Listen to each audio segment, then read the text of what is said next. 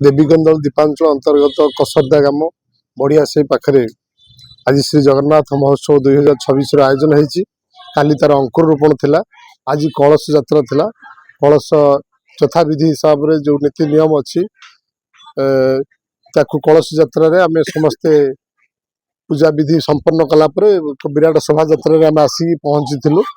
बर्तमान यज्ञ मंडप में समस्ते कलश रखिंट माँ मौसी मान भजन बंदोबस्त कराई। तेणु निश्चित भाव में अंचलवासी को धन्यवाद देवी। देवीकंदल दीपांचल 11 गोटी पंचायत आज संकीर्तन मंडली आसी अनेक श्रद्धालु आसी समस्ते कलश यात्रा भाग नहीं माँ मौसी मान भूमिष्ठ प्रणाम करुच्ची। आपण मानकर ये एक अकुंठ साहाय्य एवं सहयोग मिली महोत्सव कमिटी तरफ समस्त को धन्यवाद दूसरी। माननीय विधायक आज सका काली राति आसी अनावरत सी एक मास है कई भाव में सुचारू रूपे महोत्सव संपन्न हम एवं ताहा विधि व्यवस्था हिसाब से चलो।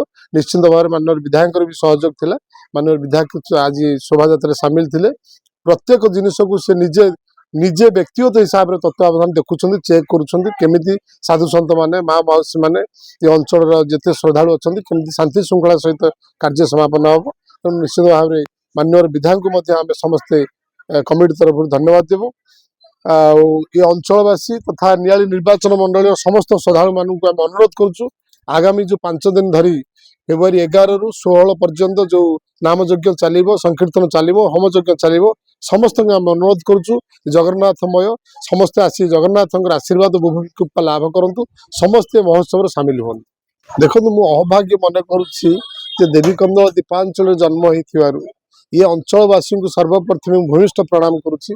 मान्यवर सांसद मान्यवर विधायक को धन्यवाद अर्पण करुच्ची सी मते बाछि ये कर्ता रूप ये महोत्सव कर्ता रूप में चयन कर अशेष धन्यवाद दूसरी।